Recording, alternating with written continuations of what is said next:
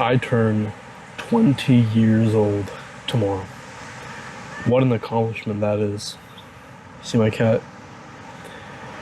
For the last, let's say, decade, my life has changed so much. My cat's sniffing the tripod right now. My, my life has changed so much, particularly in the last 3 years, 3.5 years. I'm a completely different person than who I was. And I've begun to live my life in cycles. Cycles in the sense that my cat's hitting the tripod right now. I've begun to live my life in cycles where basically every couple of months, every half year around there, I'm completely different. If I look at who I was in November, I'm a different person. I'm a different person for the better. And I'm just utterly grateful for every single thing that I've been through.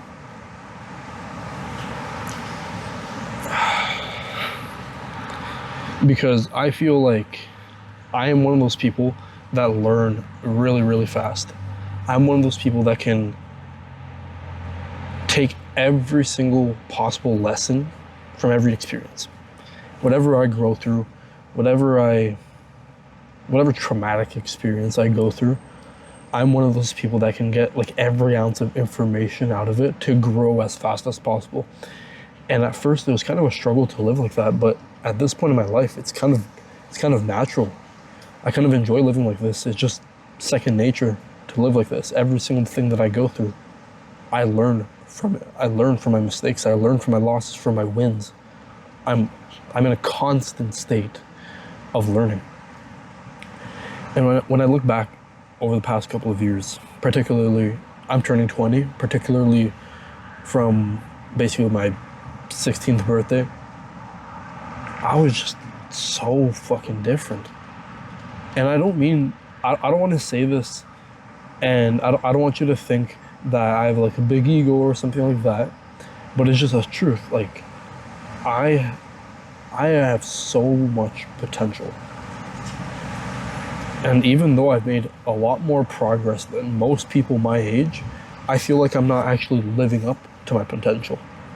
Even though, fuck, my hair. Even though my progress has been so much faster than everybody else, I still get that feeling that I could be doing more. And I feel like that's a common self-improvement trap. I'm really deep in self-improvement. My life is self-improvement. And I feel like that's a really common self-improvement trap where I feel like I'm not doing enough. But the funny thing is, those periods when I actually feel like I'm not doing enough and then I put in effort to feel like I'm doing enough, those are the periods where I'm the happiest. A lot of people like to say it's the opposite, where it's just like, oh no, you should just like relax and enjoy life. And yeah, sometimes you'll feel like you're not doing enough, but in fact you are. Yeah, sometimes that could be true, but most of the time I've noticed, for me, it's just when I put in 100% effort, when I come home exhausted from a day of fully locked in, that's the day when I'm the most fulfilled, when I'm the most happy. Because like right now it's the mid-April. My birthday's April 15th, so right now it's April 14th. My exam season started on April 8th. And it would usually end on like April 20, 22nd, 23rd, around there. So usually, the normal exam timeline would go over like 3 weeks, something like that. But mine was 5 exams in 3 days. So I was pretty much in Hell Week. Shit, me too. So I was pretty much in Hell Week for the past week. My first day exams were on Thursday, then I had one on Friday, and then I had 2 more on Saturday. I get an extra month of summer break, but at the same time, it was just fucking stressful. But my point was that like those days when I was staying on campus for double-digit hours, those were the days that I felt the absolute most fulfilled, because I came home and I was exhausted, but I felt like I put in so much work and it actually paid off. That's the most important thing. I put in a lot of work. I think it paid off. And I think that's what counts the most. Because I remember when I was younger, I'm a lazy person by nature. Where'd he go?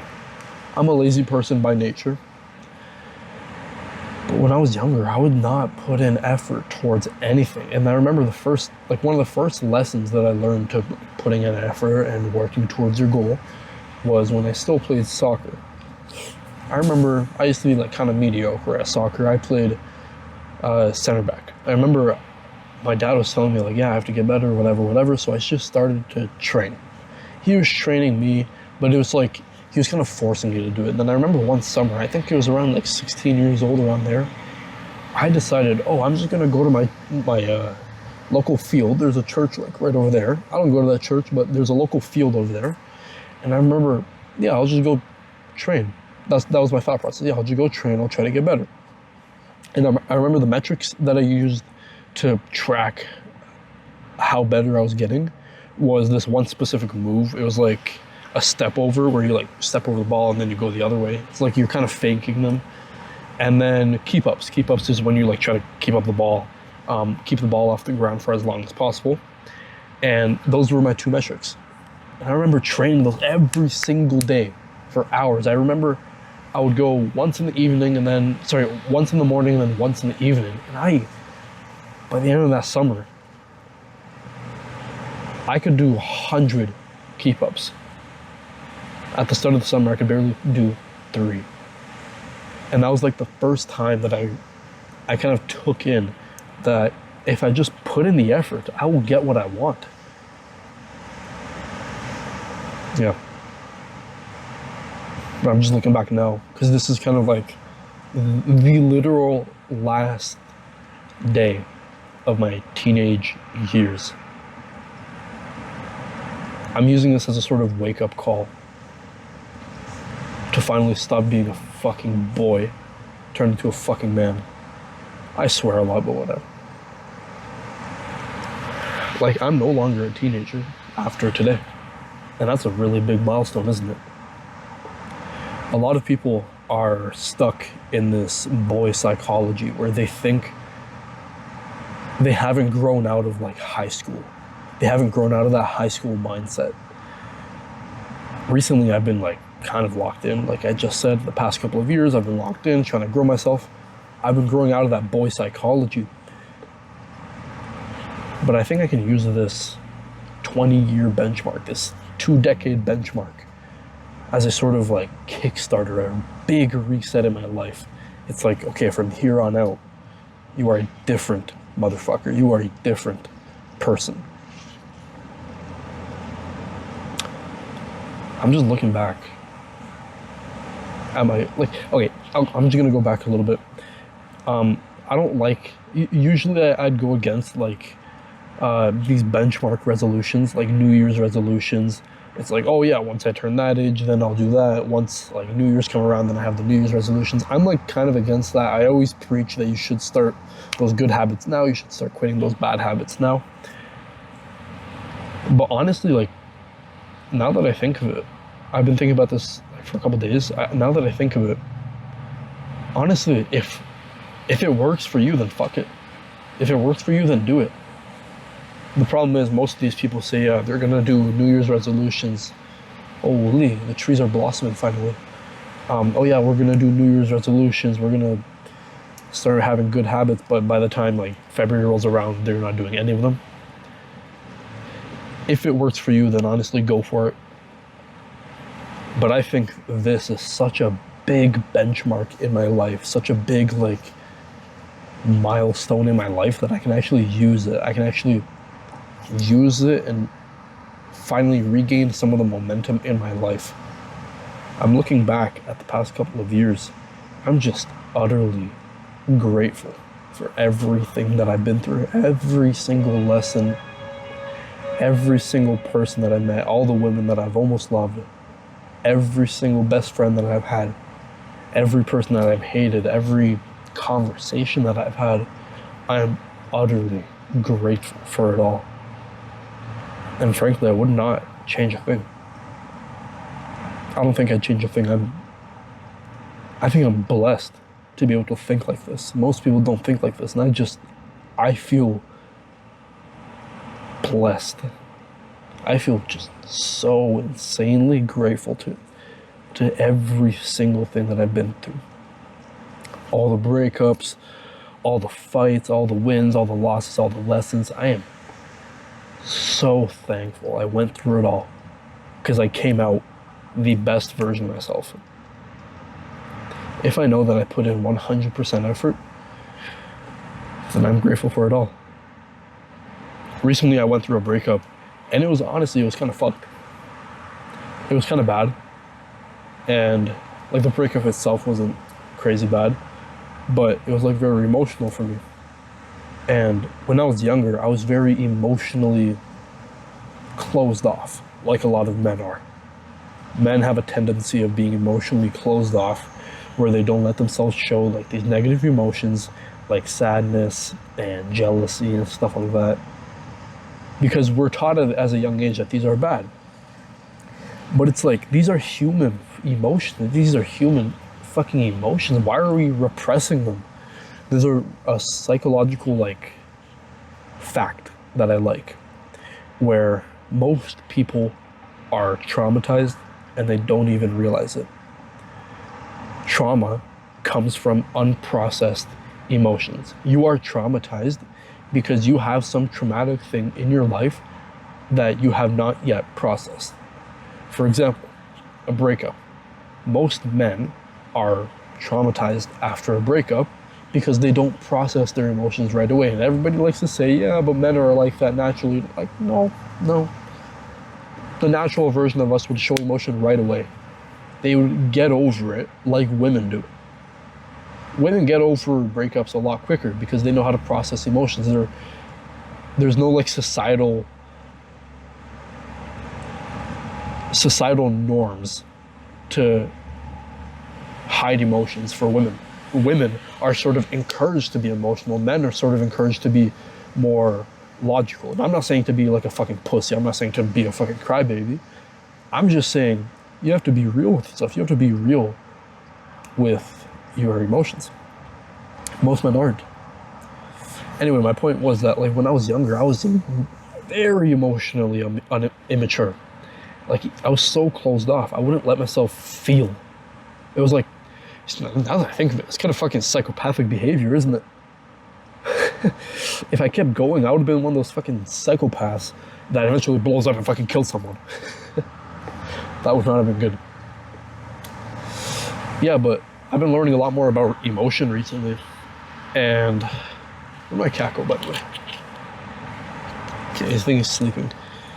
I've been learning a lot more about emotion, and I figured out that the best way to get over myself, to process these emotions, is to actually process them as quick as possible. If I go through a breakup like I just did, I have to work through it.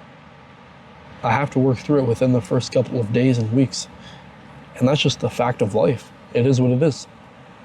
Yeah, I'm sad that my ex couldn't be with me on my birthday, but it's just the fact of life. It is what it is. I have to deal with it. I have to move on, process those emotions properly.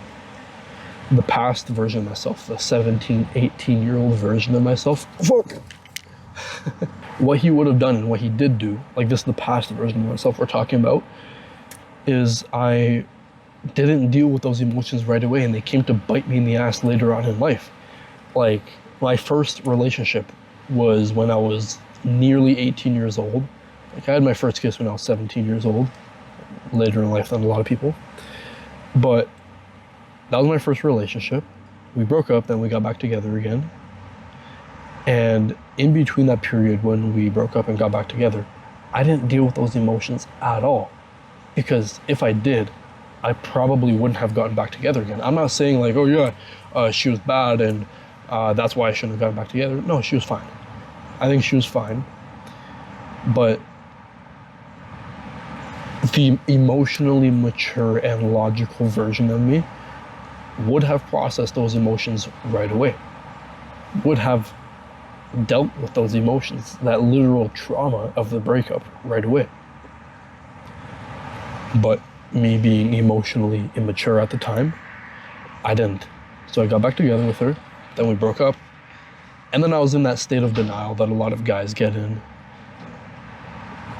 And I got over her 8-9 months later, because I was emotionally immature at the time. I was a little bitch. I was a little boy. I was in that boy psychology of, oh yeah, just man up. Like, what the fuck? And I'm just utterly grateful that I have like the mental capabilities to always learn. Because if I wasn't like this, then I'd still be the same little boy who couldn't get over his ex. I'd still be that same little boy who would think, oh, everything is just fine and dandy, but then I'd end up in a shithole of a situation a couple months down the line. But now I know how to process emotions properly. And I think that's probably the biggest difference between who I was back then when I started self-improvement and now when I'm turning 20 years old. 20 fucking years old. That's fucking crazy, isn't it? I'm gonna use this 20-year milestone, this benchmark, as an opportunity. Why am I so bright? Hello? Why am I so bright? I'm gonna use this as like an opportunity to become the best version of myself as possible. I have really long hair right now. It's getting kind of weird, but I'm gonna be going to Romania in May. Going with my uncles, they both have like kind of long hair. That's why I'm keeping it right now. When I come back from Romania, the day after I come back, shaving it all off. I have 3 months of summer then. I'm gonna be a completely different motherfucker. And that I can guarantee you. But yeah, I just find it really disappointing. Not disappointing, but like, oh hey, I just find it kind of disappointing that sad. It's kind of sad that so many people aren't the best version of themselves. They aren't working towards becoming a better person.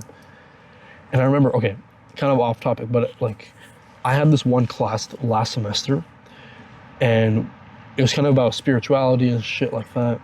It was a really good class. It was kind of like a philosophical class where he made us think. And there was this one guy in our class, I disagreed with him a lot, and he brought up a point.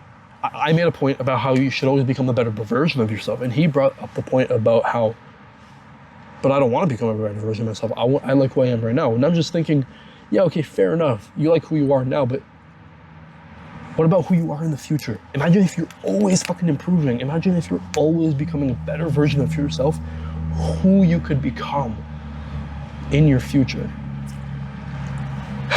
And that's why I'm so excited for this like next decade of my life. Let me just sit down one more step.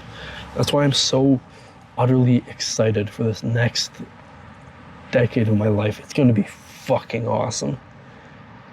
If this is the amount of progress I can make within like 3 years of self-improvement, give me a decade, I could rule the world. Frankly, I could. I'm grateful for everything. I'm grateful for my parents, for my brother, for all my friends, for all my exes. I'm grateful for my mentors like Hamza. Fuck, voice crack. I'm grateful for everybody in my life. I'm grateful for everything that I went through. I'm grateful for my parents, my brother, my exes, my friends, my fucking enemies, not my enemies, the people that I don't like. I'm grateful for my mentors like Hamza. So fucking grateful. I wouldn't be who I am without everything that I went through. I wouldn't be who I am without these people in my life. And yeah.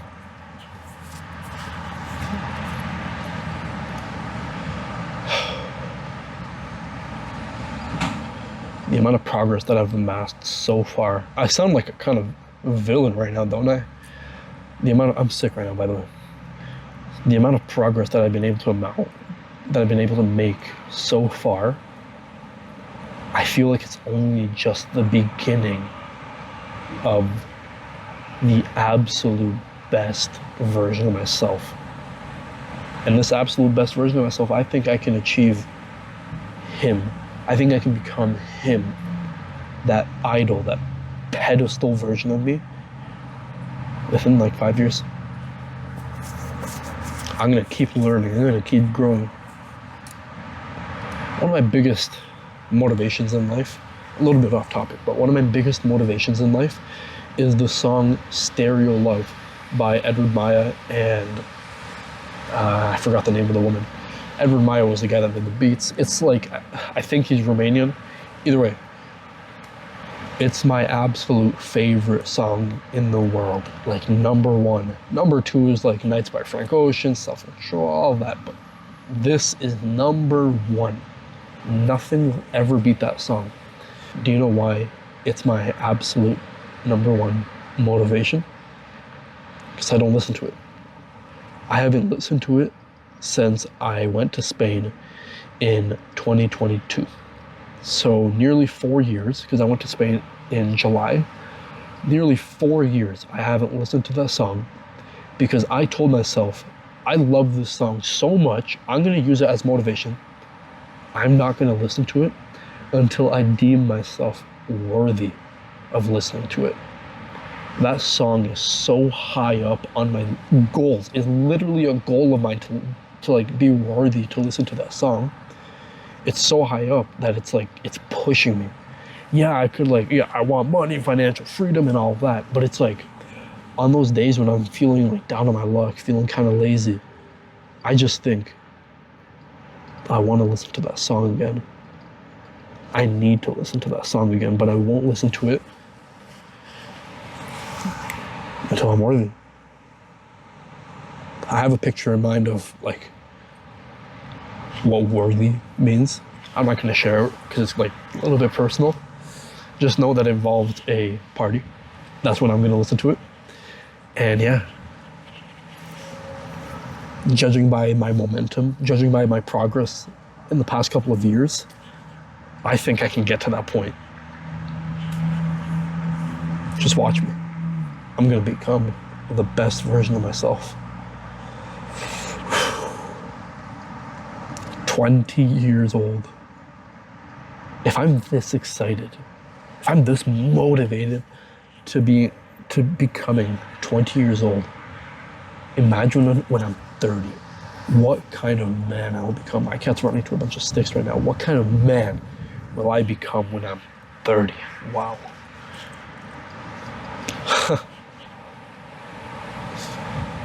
I am so excited for this next decade. The 20s are going to be the best fucking years of my life. I predict, you know those guys that you all look up to, those motivational guys, your mentors, I predict that I'm going to become that level. I think I can. Maybe I'm selfish in thinking this way, but I think I have one of the biggest potentials out of most people. Actually, one of my best friends, he has the same potential. He's not living up to it. He's a different person though. I think we have potentials in different things. But how fucking excited am I? This is gonna be an amazing decade. I'm gonna keep posting on YouTube. I'm gonna keep learning. I'm gonna keep sharing what I'm learning. I'm looking at my cat right now. He's being weird. And yeah. I'm gonna be looking at the sunset later tonight. The last sunset of my teenage years. What the fuck? That's like hitting me. What the hell? Most people don't realize how significant that is in their life. Maybe they don't think it's significant because they don't add significance to it. I made it significant because I want to be significant. Does that make sense? I made this big milestone big because I want to be big. I'm gonna be big. Most of these people, yeah, 20, yeah, big party, yeah, whatever, that's it, and it blows over within a couple months. No.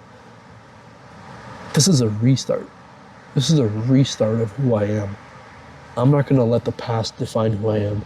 I'm not gonna let the past 5 fucking years of gooning define who I am. fucking porn addiction.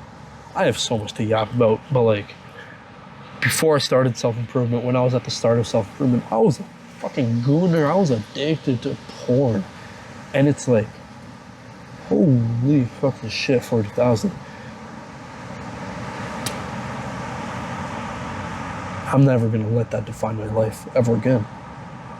This is an opportunity to look anew. Like I said before, it's like I don't really agree with the new year, new me thing, but it's honestly, if it fucking works, then go for it. The only reason I'm doing this is because it's such a significant thing. Like, yeah, new year, new me happens once a year, whatever. But 20 years, that's a big motherfucker. Like, I wanted to like emphasize the significance. I've tracked my progress over the past couple of years. You can see my latest and earliest YouTube videos of how I've changed so much. If I can change that much in 3 years, who will I become in 10? Gives you something to think about, huh? I'm not saying that I'm better than most. I'm saying, actually, I kind of believe that everybody has insane potential. We're just not living up to it. So many people have insane potential. We're just fucking gooners. Hey, Shufaj. Look at my kitty cat. Hold up, look at, okay, hold up, right there. What are you doing? But yeah, most people just, honestly, they're just not living up to their potential. We're just, for the lack of a better word, we're just gooning. We're gooners. We're gooning on life. We have to make stuff happen. Is this tilted?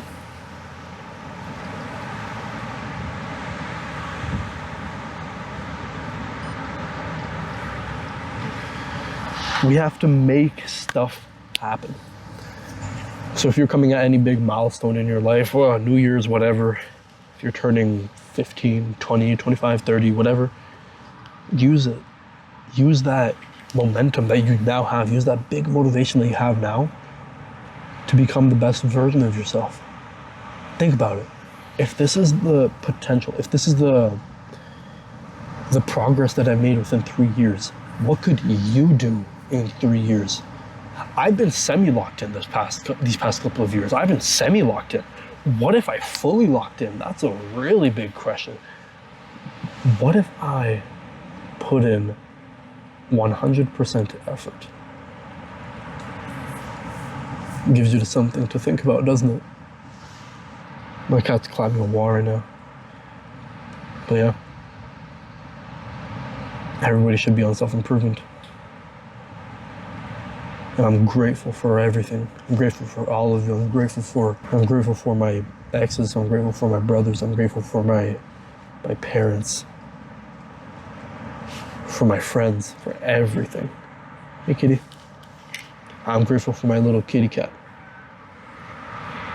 Show off. Yeah. Let's use this as a time to become the best version of ourselves as possible. Hopefully this video gave you a little bit of motivation to become the best version of yourself as possible. I'm going to be tracking everything on YouTube. You're going to be able to see my progress if you just keep along. So subscribe, hit the like button, as it does help out. I have a goal of reaching 5,000 subscribers. So if you can help me achieve that, then it would be greatly appreciated, as I really would like to make this YouTube thing work. But yeah, I guess I'll see you when I'm 20.